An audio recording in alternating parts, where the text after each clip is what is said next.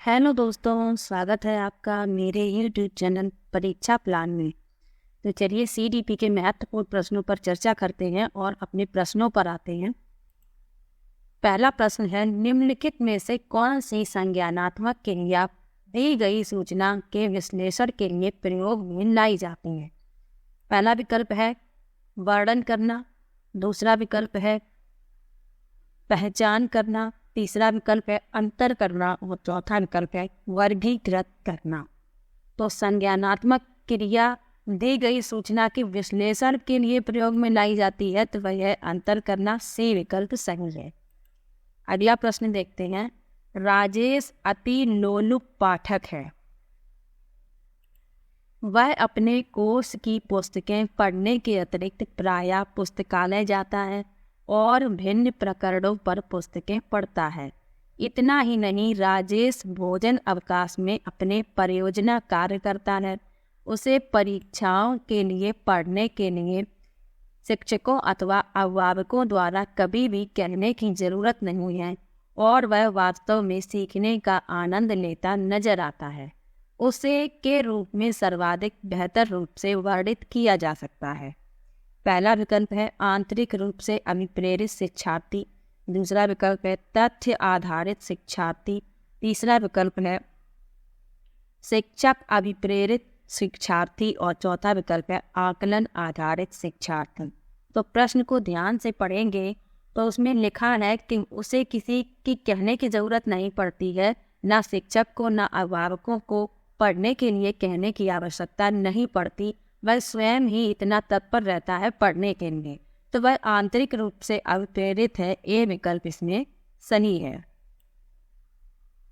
अगला प्रश्न देखते हैं, यदि पूर्व प्राथमिक स्तर पर बच्चों पर खोज करने की अनुमति दे दी जाए तो वे संतुष्ट हो जाते हैं। जब उन्हें हतोत्साहित किया जाता है तो वे व्यथित हो जाते हैं। वे ऐसा कि उनकी अवप्रेरणा के कारण करते हैं। पहला विकल्प है अपनी शक्तियों के उपयोग करते हैं, दूसरा विकल्प है अपनी उपेक्षा को कम करने, तीसरा विकल्प है कक्षा के साथ संबद्ध होने और चौथा है कक्षा में अव्यवस्था फैलाने। तो वो ऐसा इसलिए करते हैं अपनी उपेक्षा को कम करने। बी विकल्प सही है। अगला प्रश्न है, मानव बुद्धि एवं विकास की समझ शिक्षक को के योग बनाते हैं। पहला विकल्प है निष्पक्ष रूप से अपने शिक्षण अभ्यास, दूसरा है शिक्षण के समय शिक्षार्थियों के संवेगों पर नियंत्रण बनाए रखने, तीसरा है विविध शिक्षार्थियों के शिक्षण के बारे में स्पष्टता और चौथा है शिक्षार्थियों को यह बनाने के वे अपने जीवन में कैसे सुधार कर सकते हैं। तो मानव बुद्धि एवं विकास की समझ शिक्षक को विविध शिक्षार्थियों के शिक्षण के बारे में स्पष्टता के योग बनाती है। सी विकल्प इसमें सही होगा। अगला प्रश्न देखते हैं, निम्नलिखित में से कौन सा सत्य है? जो सत्य है वो बताना है। पहला विकल्प है शिक्षक द्वारा प्रश्न पूछना संज्ञानात्मक विकास में बाधक है, दूसरा है विकास और सीखना समाज सांस्कृतिक संदर्भों से अप्रभावित रहते हैं, तीसरा विकल्प है शिक्षार्थी एक निश्चित तरीके से सीखते हैं और चौथा विकल्प है खेलना संज्ञान और सामाजिक दक्षता के लिए सार्थक है। तो सत्य कथन पूछा गया है, डी इसमें सत्य है, खेलना संज्ञान और सामाजिक दक्षता के लिए सार्थक है। ये बिल्कुल सही है, डी विकल्प इसमें सही होगा। अगला प्रश्न देखते हैं, बच्चे के विकास में आनुवांशिकता और वातावरण की भूमिका के बारे में निम्नलिखित में से कौन सा सत्य है? इसमें भी सत्य कथन बताना है।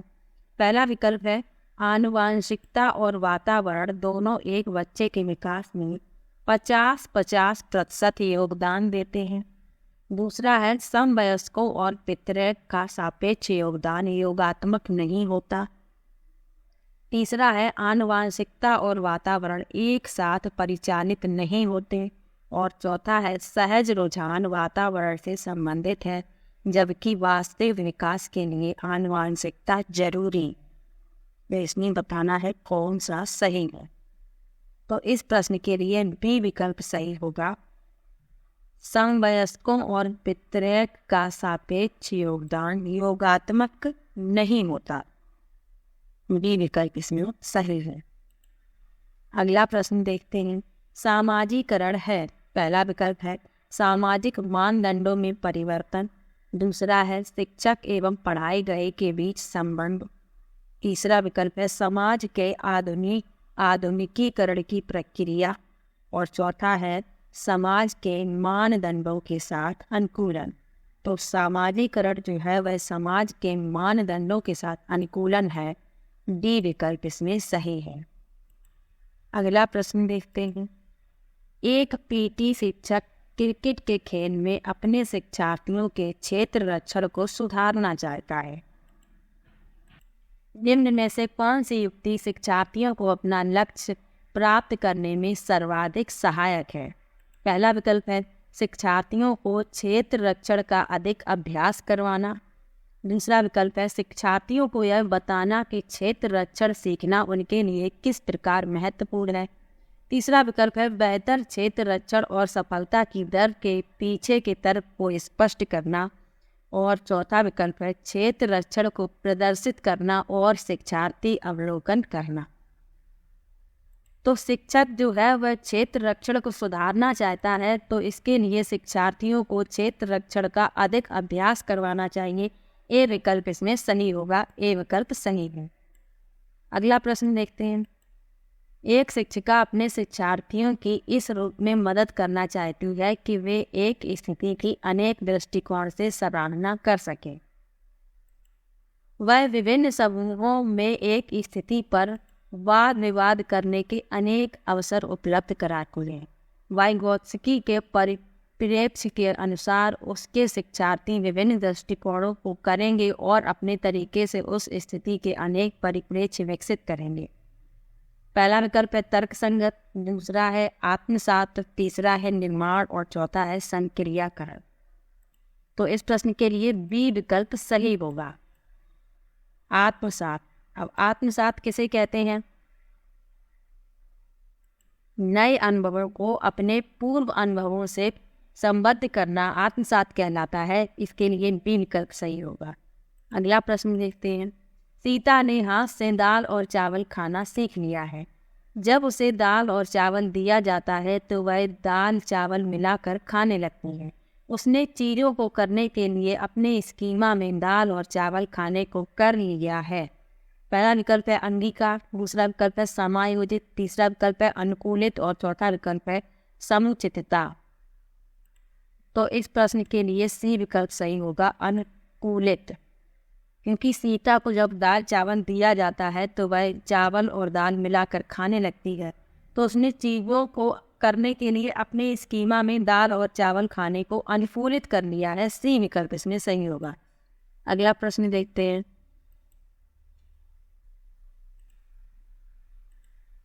के अतिरिक्त बुद्धि के निम्नलिखित पक्षों को स्टेनबर्ग के त्रितंत्र सिद्धांतों से संबोधित किया गया है। पहला विकल्प है संदर्भगत, दूसरा विकल्प है अवयवभूत, तीसरा विकल्प है सामाजिक और चौथा विकल्प है आनुभाविक।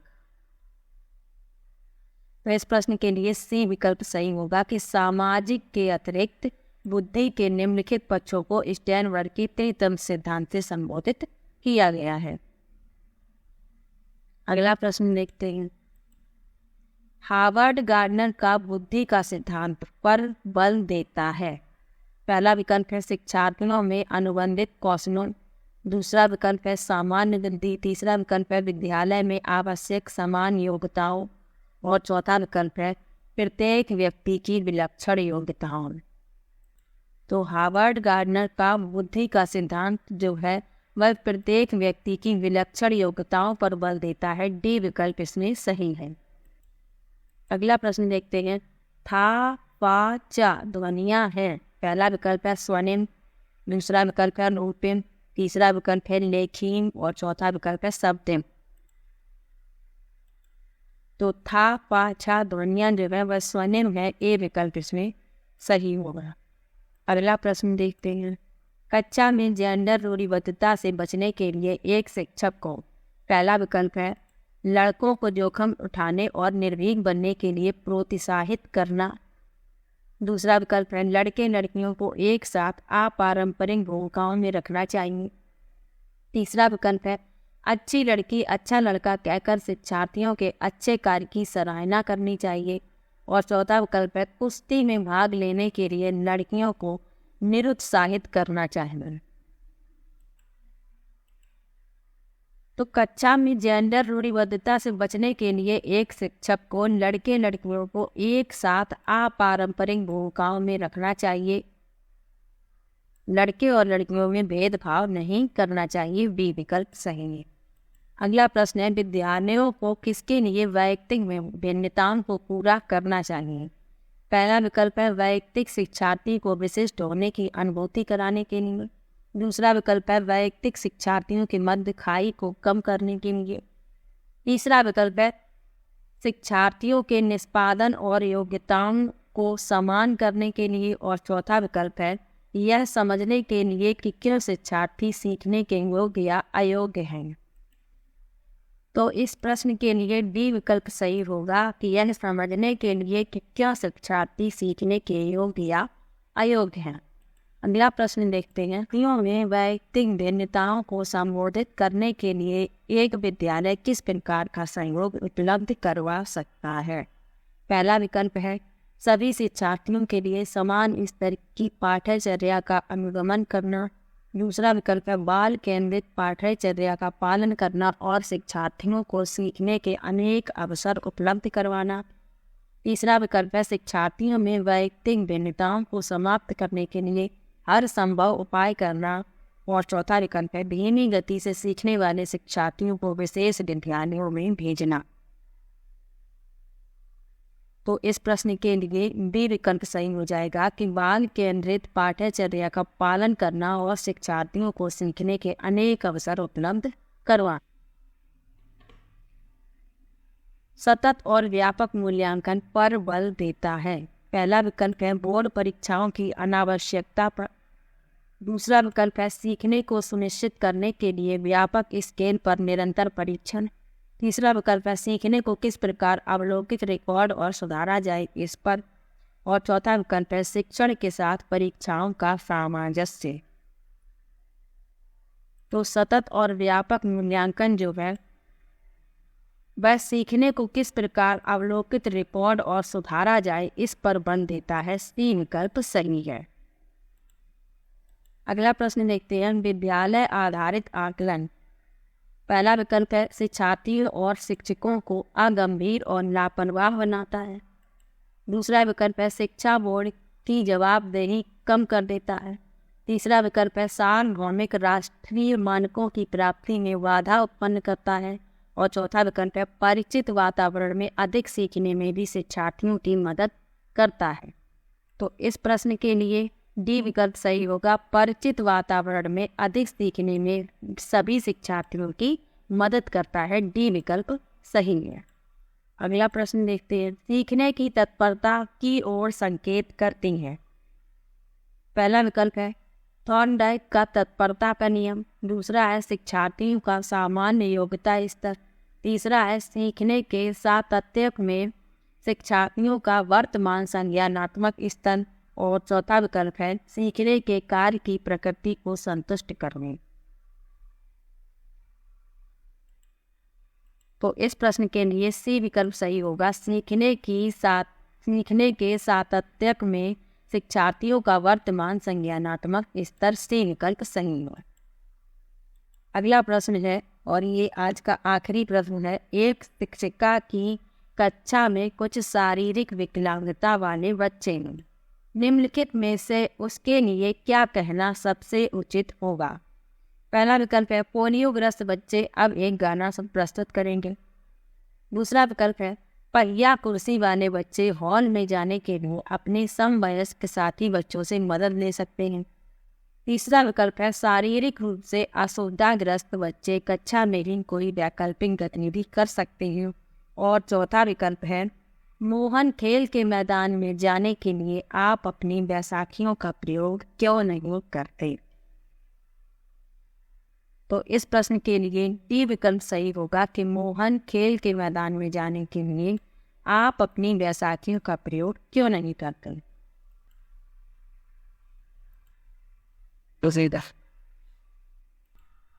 वीडियो कैसा लगा कमेंट बॉक्स में ज़रूर बताइएगा। वीडियो को लाइक और चैनल को सब्सक्राइब करना मत भूलिएगा। मिलते हैं एक और नई वीडियो के साथ, तब तक के लिए बाय बाय।